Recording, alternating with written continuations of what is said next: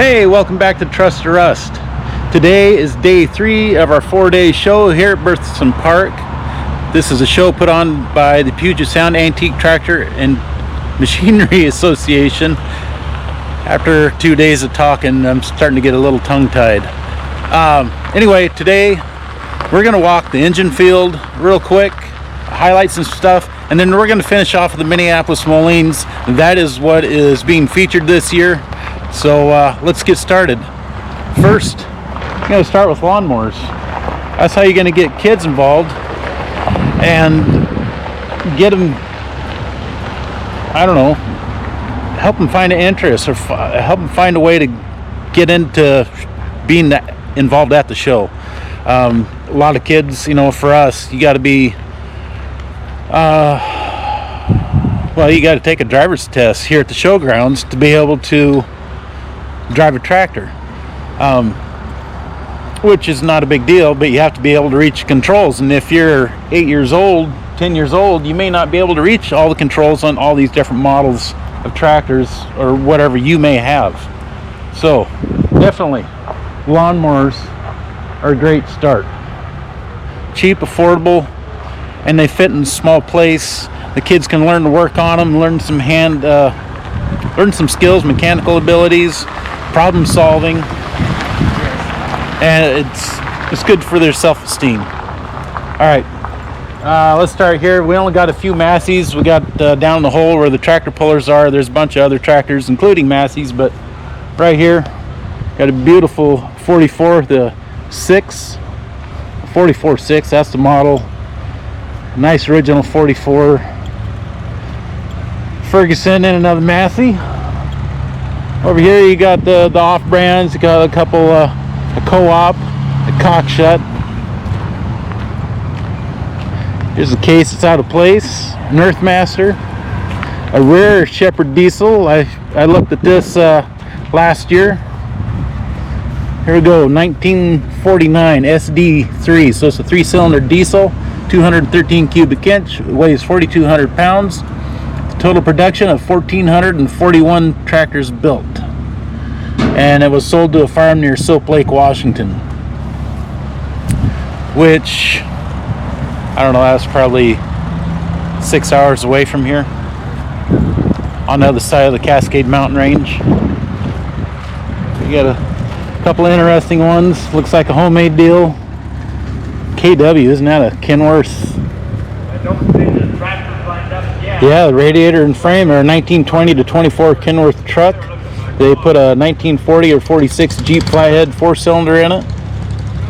T20 Borg Warner from the 40s. Differential from a 1920s International truck. At Worthington, has some Fords. Here's a few of the cases. They must have run out of space for the cases. We have cases behind us.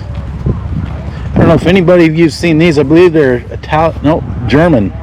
The Holder. This is 1967, and here's 1969 AG3, both of them. 2-stroke diesels. All right, let's get down to the Olivers.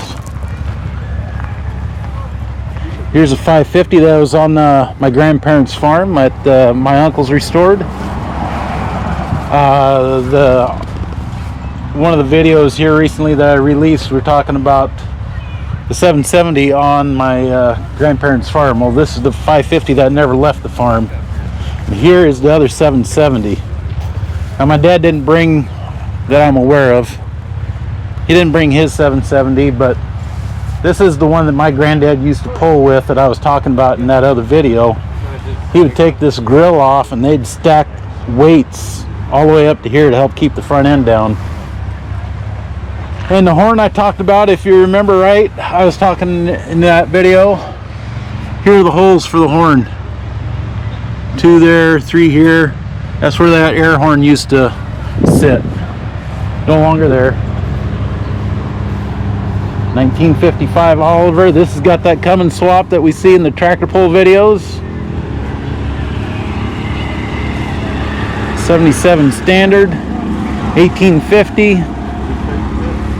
I am not sure This is a 77 or 88. Looks a little smaller. Here's 2255 of the Cat. 88 row crop. Here's a 990, the Detroit, and here's a nice 660 Oliver. You don't see a lot of those. Hey, here's a tractor for sale, 1955 Oliver, $9,500. There's all the information.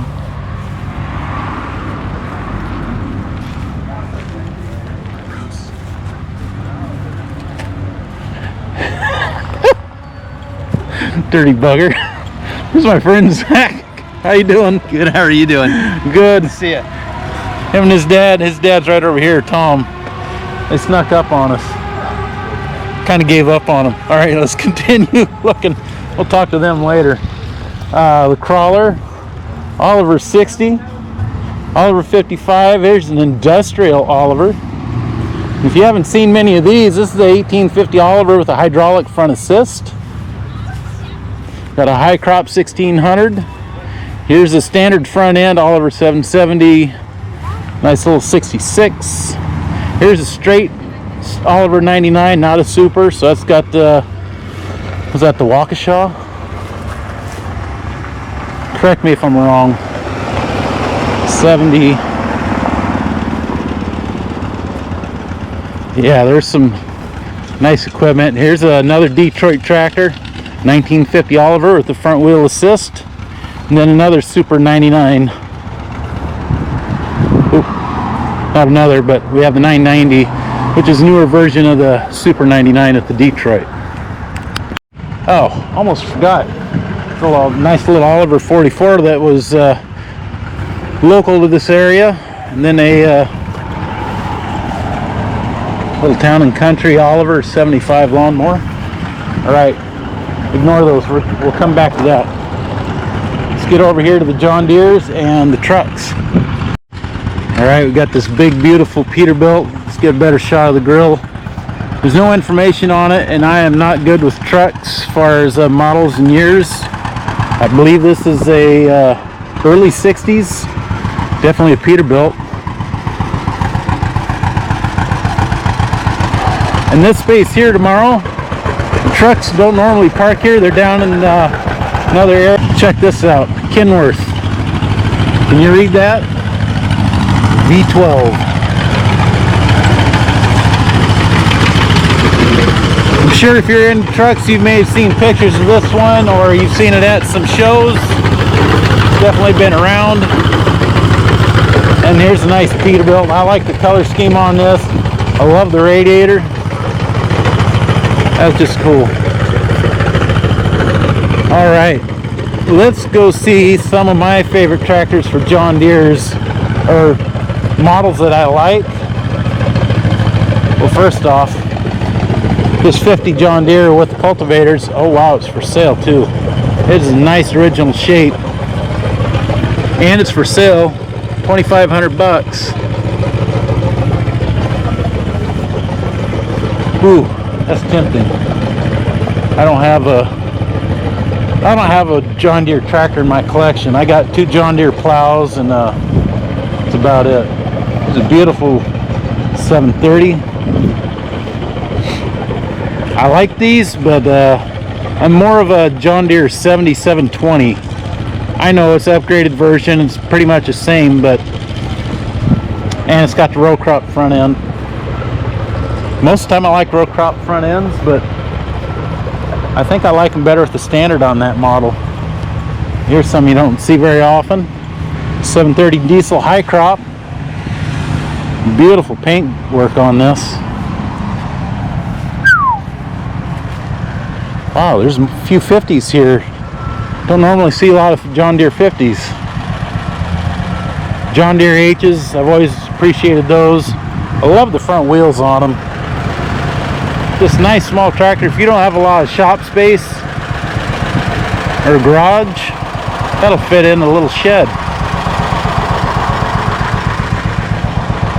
And another H 730. What else we got down here? Maybe something a little different. There you go. What is this? John Deere A with the hay loader, it looks like. Yeah, most people take those off and send them to scrap. And they decided to keep it on there. I like that. All right, let's keep moving. Oh yeah, we got a few of our John Deeres here. All right, John Deere 2020. Look at the paint on this thing.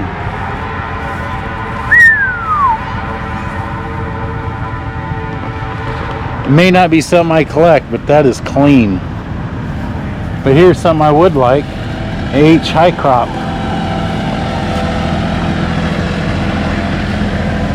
That is sharp.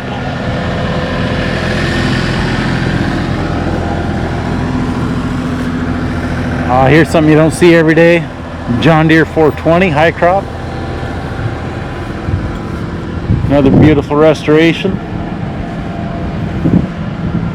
What else? Oh, here we go. Now these are the ones I was talking about. The John Deere 70 or 720, and then with the standard front axle. Again, I'm not much for the Wheatland or the standard front axles, and I have some, but I like these. These are some of my favorite model John Deeres. Oh, right behind us. We've seen this years past in my videos, but a double John Deere R.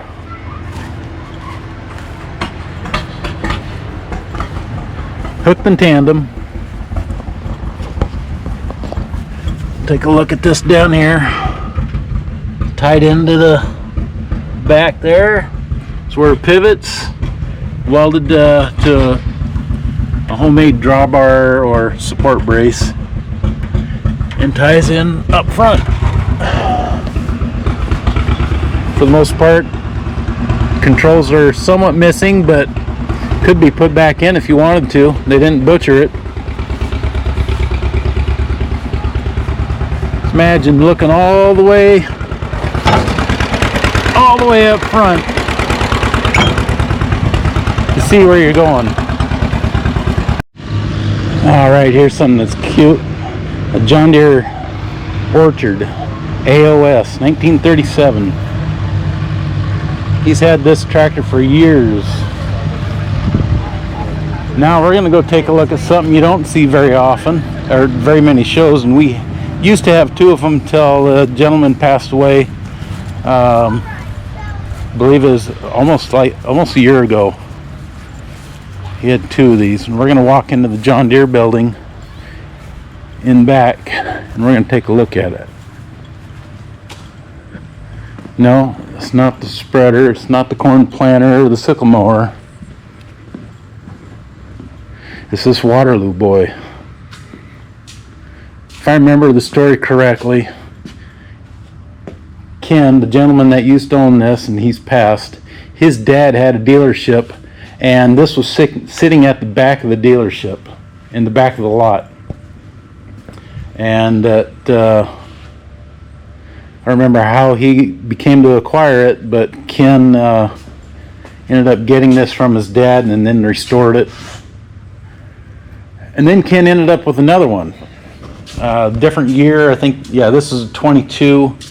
I can't remember if the other one was 19. It sold, and it's somewhere down in Oregon now. But, all right, we'll walk out the front door of the John Deere building, and we will continue our tour.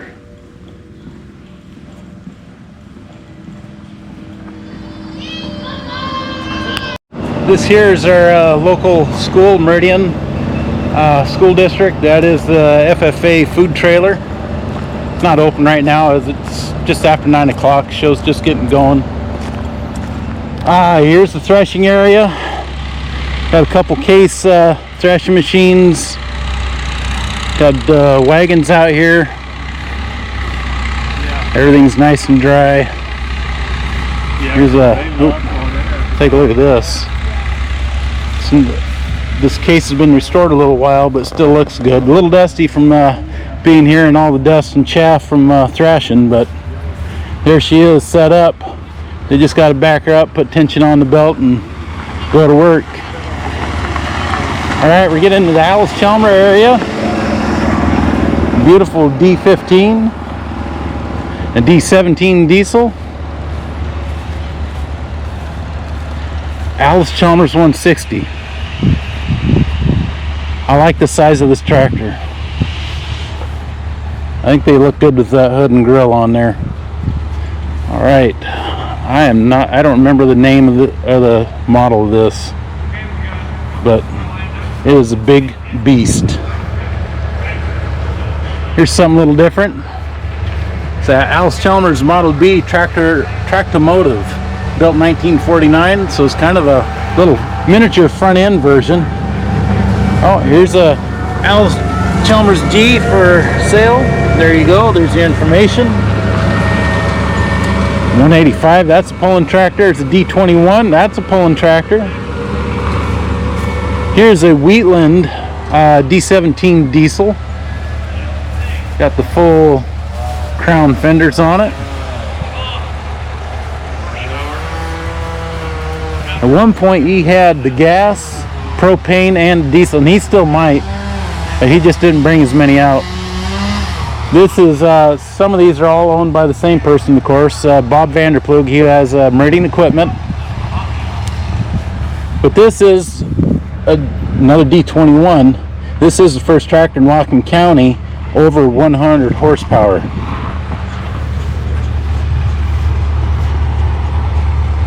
So, in 1967 this showed up. And a lot of the dairy farmers in our area, according to Bob, they kind of laughed at him. It's like, you don't need that big of a tractor for the farming that we do. Well, he started doing custom field work with it eventually, and not too many years later, farmers started buying 100 horse tractors. So he was the first one in the county with that much horsepower, but he started something.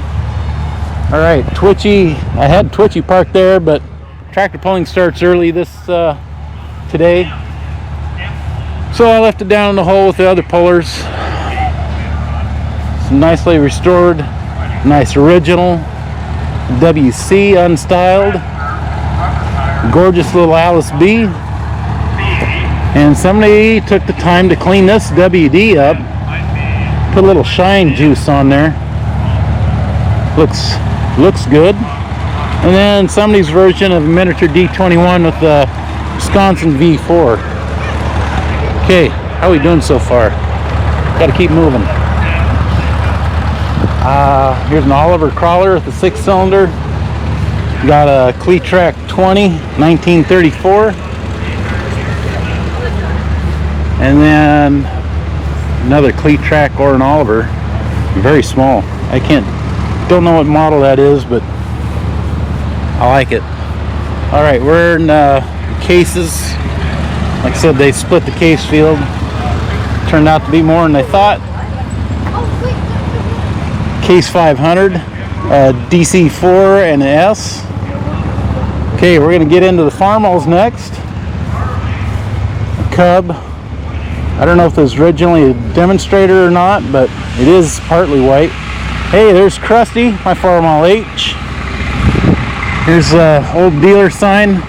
I say old, but it's not just a regular IH sign, it's case IH. Who am I kidding? Here is the first Farmall H sold in Whatcom County, 1939. Can't see his information on there very well, but it's been restored and it's still here with us. Got a 660, 1066, another crusty Farmall H, love it. All three of these are the same owner, W4, W6, and a W9. All right, next row. Up next, we got a Farmall 400, 450, got a 460, recent passing of one of our club members, Howard Nunakoven. This is one of his favorite pulling tractors, and he had a whole collection of IH. We got a Farmall 560 gas that he used to pull, 560 diesel. Here's a Super C, an M, A, an H, a 1943 H, and a 706 propane. Check that out. hard to come by. And what's harder to come by, I believe, are 4100 Internationals. Check that out. You can see the yellow paint underneath, trying to come out from underneath the red. It's all over, chipping off. I do believe, yeah, I'm pretty sure they're all supposed to be yellow and white, not red and white, but somebody painted this one red over the years. Alright, we got a wide front Farmall M. Got a, I don't know if it's a W4 or an I4. It'd be an industrial. Be like a W4. Another H, Super A. I like this one, a 014. I think this would fit right between the wheel wells of your pickup. Might be a little heavy, but 560 is Super MTA diesel. Not many of those around. Then he also, the same owner, Keith, he also has the gas-powered model with the narrow front Super MTA 400, a 300. Yeah, you haven't seen one, you see it now. Farmall Super HTA. I know these are, a lot of people have feelings on whether they ever made it from the factory. From what I understand, they did build them, but they never left. Never left the factory. But that's argued. Some say they have left and some don't. Some say they haven't. But anyway, let's keep moving. Super H. We got a Farmall Cub. Come right over here to the next row. Stop looking at those. Those are last. A nice little Farmall 100. He's got a box blade painted up for the back. He's got a blade for the front. This gentleman works in construction and likes to use this around town for when the snow blows and cleaning driveways. H 560. I don't know if this was yet. This says demonstrator 1950 Farmall C. I have to take their word for it because I don't know the details on that. Here we got a Farmall MD, an M W6, a 140. I kind of like these. It's nice. Hey, got a McCormick. You don't see many of those around here anymore. A Super C. This used to be my mom's, and I also my dad bought it from a friend of mine, Jeff. My mom drove one of these on her parents' farm, so my grandparents' farm. So Dad bought this from my friend Jeff. I did a little engine work to it, end frame with pistons and ring sleeves, and then Mom was done with it, and so Dad sold it, and it's still here at the showgrounds. And then we have a Farmall Cub, 1962 it says. Okay, here we go. The featured tractor of the year. Got a ZTS. So it's a Z Moline with a standard front end.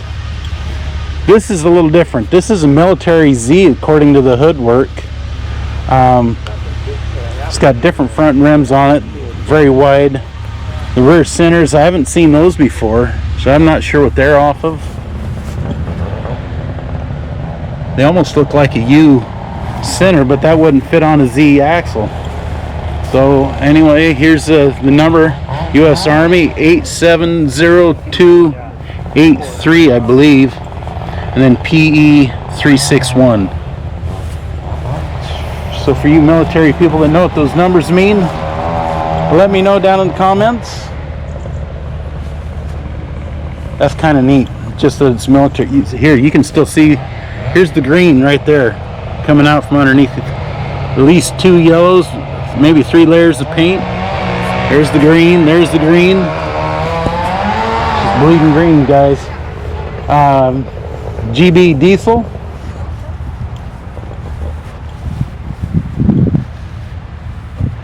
I know, there's a lot of those. We got a G1000 Vista Diesel.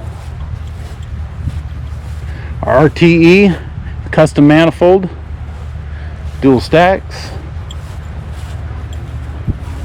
ZAS, so standard. Here's a ZB E. The E is an adjustable front axle. Standard is standard, non-adjustable, adjustable. For the that don't know, G1355 Minneapolis Moline is the last tractor built that had any Minneapolis parts left in it. It's basically the front half of this tractor is all Moline, 585 cubic inch engine, no turbo, and then the rear end is Oliver. They started to mix things up. All right, we'll come over here. We'll start off with the G705 Propane. I forgot Propane G705.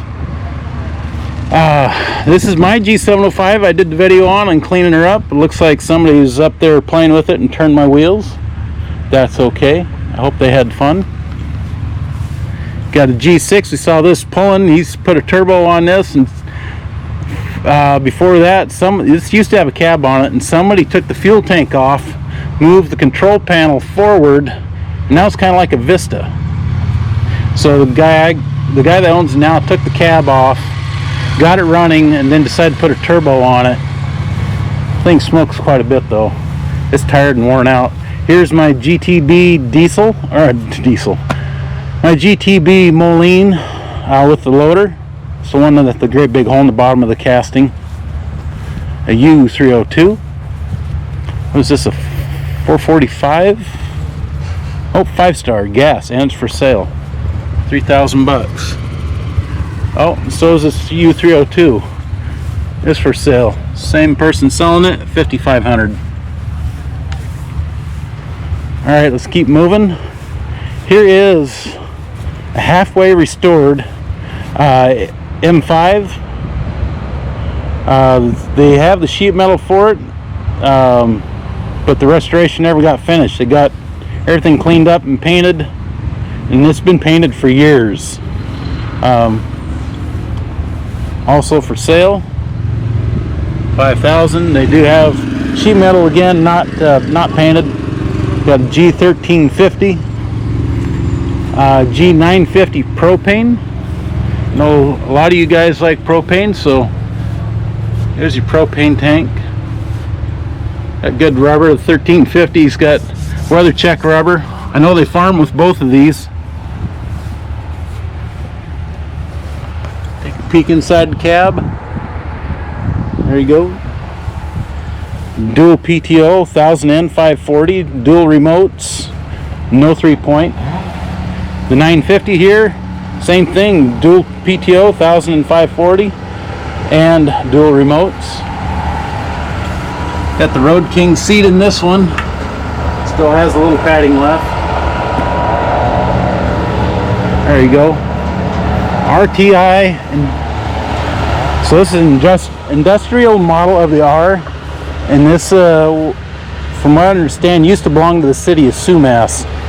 And that is where our last Moline dealership survived, is up in Sumas, which is up against the mountains and on the Canadian border.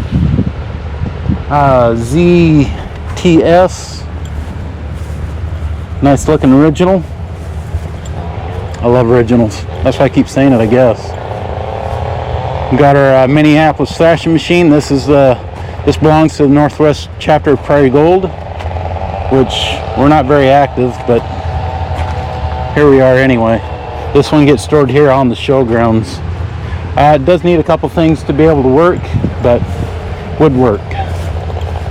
All right, here's my UTN. So this is the one that we talked about as a possibly, not confirmed, but possibly a experimental front rim, based talking about the holes in it is what they're looking at.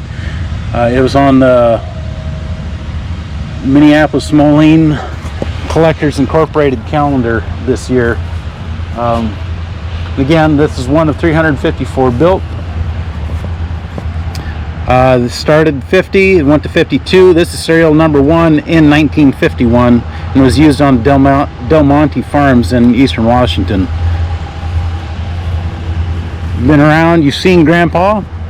Grandpa is going to our local fair. We got a guy at the show that goes around and invites tractors to fill up a spot for a display at our fair, which starts next week Wednesday. But this year he's in a bind. because some construction work is supposed to happen, and people that were there were told that it wasn't going to work because they're going to do this construction. Things fell through. Communications failed, I guess. Anyway, Keith, the guy that sets us up, is setting us up with more tractors in a bigger area, and he asked me to bring Grandpa. So amongst all the restored stuff, Grandpa will be there. Got a G Moline. Here's my G. Mine's a little bit brighter than his, but his is still a nice original. Look at that. Basically, he threw on some wheelie bars and a weight bracket, and the way he went for pulling yesterday, first time. Here we got a G6 Propane. As you Propane people know, they just like a purr. Idle, just you can almost count the cylinders as they hit. You got an M5 diesel. Here's your injector pump. See, I think it's a bareback. Oh no, maybe PTO. Yeah, it has PTO and dual remotes, 540. So here we got a GTB. I know it doesn't have the right front axle on it, but they did a little work to it to lighten it up to be able to tractor pull. Yeah, it did have the cast centers on the front axle before. Here we got another G1000 Vista Diesel. Here's my G1000. We just got the tires on it. So you know what? Let's look at this Vista, see if it has a 3-point. It does. It has a 3-point top link. I don't know if that's original. I've never seen original top link for G1000. I don't know if it has that handle on it. Got dual remotes, 1000 shaft and 540. Compared to my G1000, I have dual remotes, no PTO. And all of a sudden this thing is not starting. The batteries are still good, but it's I've been testing batteries and cleaning ground wires and connections, and as soon as you hit the key, it's just clicking and clicking, and it doesn't want to lock up and go. All right, last G1000. Here's another Vista with a standard front axle. But check this out. Right back here, Propane. No 3-point, but it does have dual PTO, 1540 dual remotes. They do farm with this. I'm not sure. I don't know if they're baling with this. I don't see any connections for the baler. They do round bales mostly. Maybe it's in there. Anyway, they do farm with this one. It does have 4 suitcase weights on it. All right, moving along, we have a Jetstar 3, a 335 with a sickle mower, M670. Is this a diesel, I believe? Yes. Nice looking R. Let's see, what year? 48. 1950Z, the Big Mo 400, pretty good shape. Needs a little cleaning in the carburetor or fuel tank from what I understand. This 540 PTO has PTO driven hydraulic pump. 3-point, no top link right now. The gauges, not original. That's okay. I mean, that might be. I don't know if their tack had a MM on it or not, but the Z, don't remember what was here.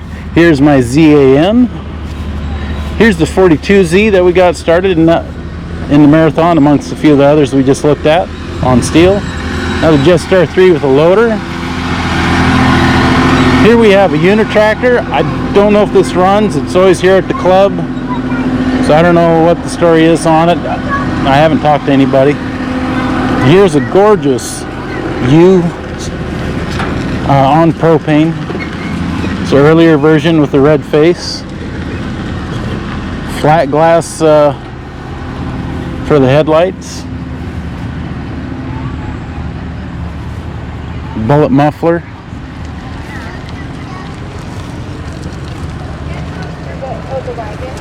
No PTO, no hydraulics. 2 gauges. You got your water temp and you got your amps. Surprised it doesn't have oil pressure. Oh, there it is. There's oil pressure right there. All right, here is a Uni Harvester with the Balemaster 760. This does run, does work.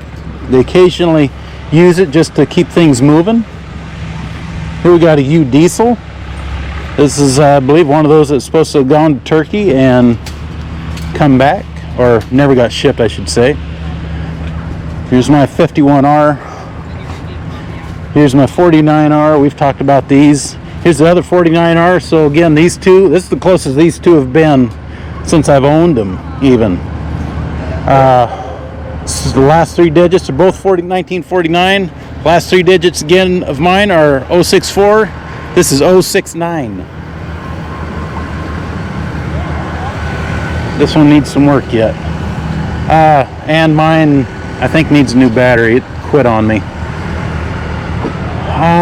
So here's a story on one. 1950 Minneapolis Moline, bought new in 1950 from the dealership next to the Hannigan Bridge in Linden, by his dad, Willis Loop. So that dealership is just outside of Linden, or used to be. The original building, something's biting me. The original building has since burned down and it's been rebuilt, and it's been several things, and it's now currently a truck shop. I have the Louis Kettle sign from that dealership in my shop hanging, if you've seen it in videos. I talked to the gentleman that has this. His dad, I believe this is the original Moline loader. So, start at the back. His dad put a winch on this. I can't remember what he said it was off of and how he did it, but that winch still works. The son of the man that owned it, he uses this occasionally to winch stumps or whatever, but he says he'll take the bucket, stab the spikes into the ground to use this as an anchor, and then start winching. And it says it's pulled about anything he's ever tried to pull. Moving on, here's my ZAU and S. Got a standard U here, narrow front U there. And for those that know the G705 and Massey 97 story, here is, oh no, this is a Super 95, excuse me. Oh, looks like it's for sale too. 9,000 with the plow, 8,000 by itself. We'll get to that. So this is a propane, 1 of 100 built according to this. Propane powered Super 95. And for the full price, you can get a 5-bottom trip plow, Minneapolis Moline. Tips are worn a little bit, but I know they used this on the plow day this spring. Okay, moving along. Got another 5-bottom plow.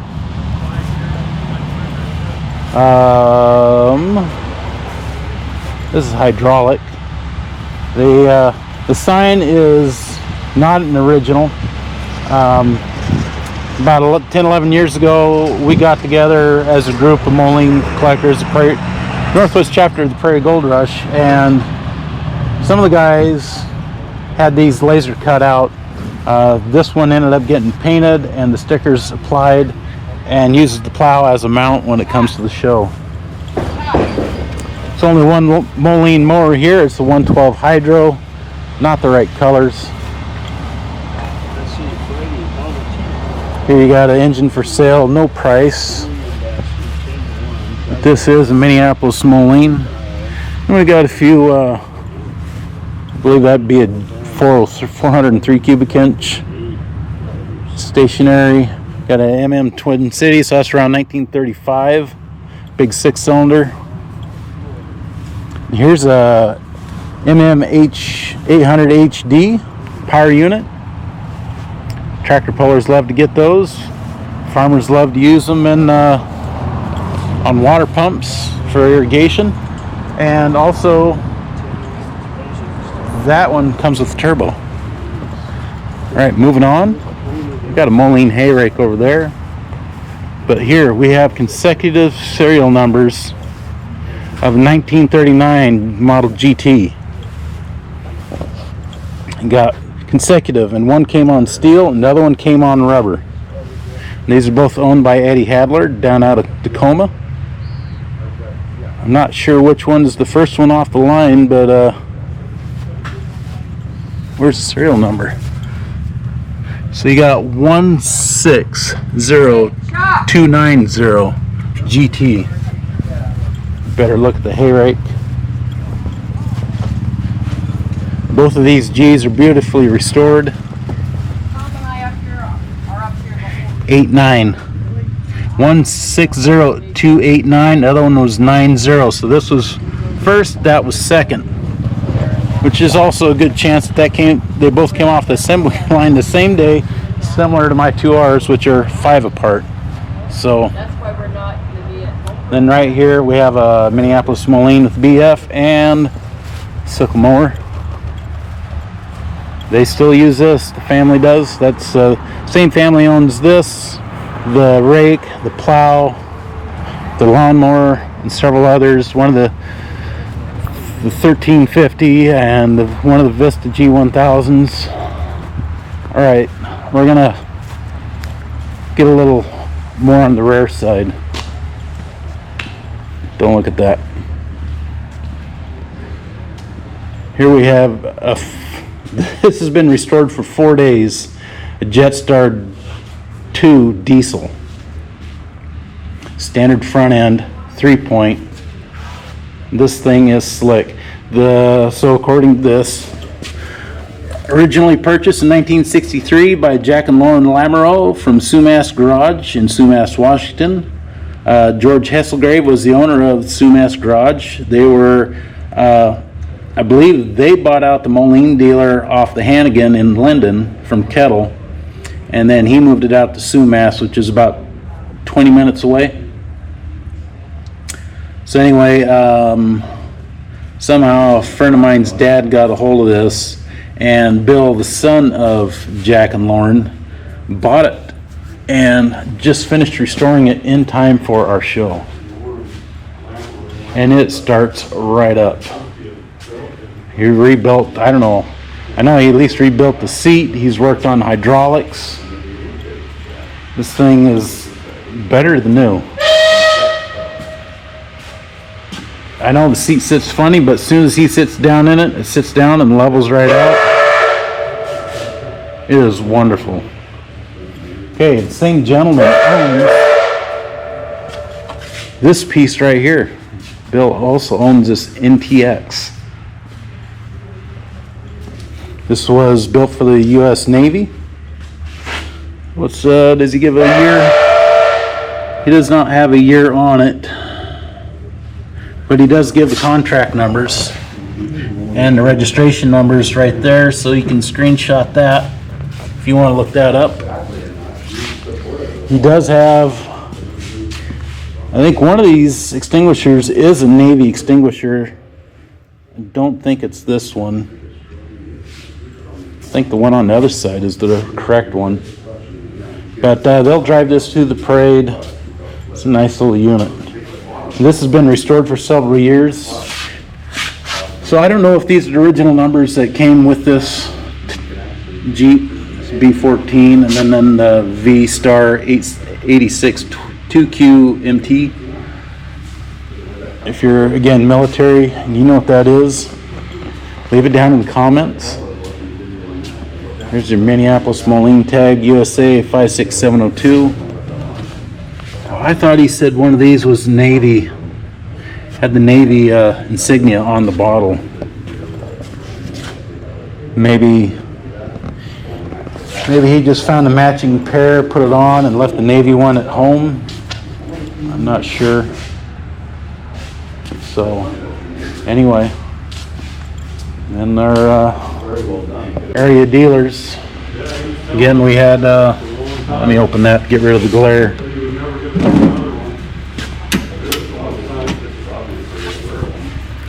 There we go.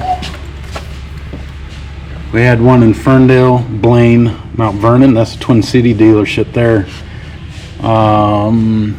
Hessel Graves, that's the one from Sumas. We just saw that Jetstar 2 that was sold out.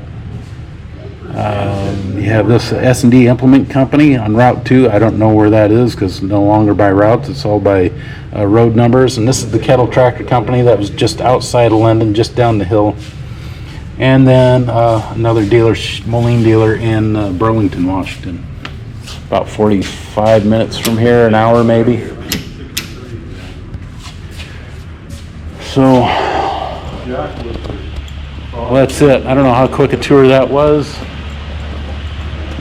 Tried to rattle everything off. Been talking for 2 days. My throat's starting to get a little wore out and dry. So, I don't know. Finish it here with Mowers. If you like this, hit the like button. Leave a comment. What you like, what you didn't like. I'd appreciate it. Military people, or let me know what you thought about the 2 military pieces we looked at. Let me know if you got a couple tractors that are consecutive or close to consecutive. This is as close as I get is my 2Rs, within 5 numbers. We're about to have, and it's interesting just to see the differences between my 2Rs. Both have the comfort seats, but no hydraulics. My first one has hydraulics. Again, the 2 GTBs, or 2 GTs, this came out first, that came out second. This one came with rubber, that one didn't. I mean, that's just incredible.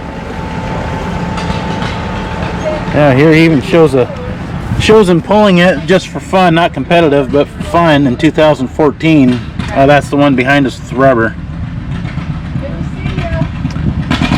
Yeah, this one got found in Arizona, Elmira, Arizona, in a salvage yard, the one with steel. And this one came from Saskatoon, Saskatchewan, from large grain farm.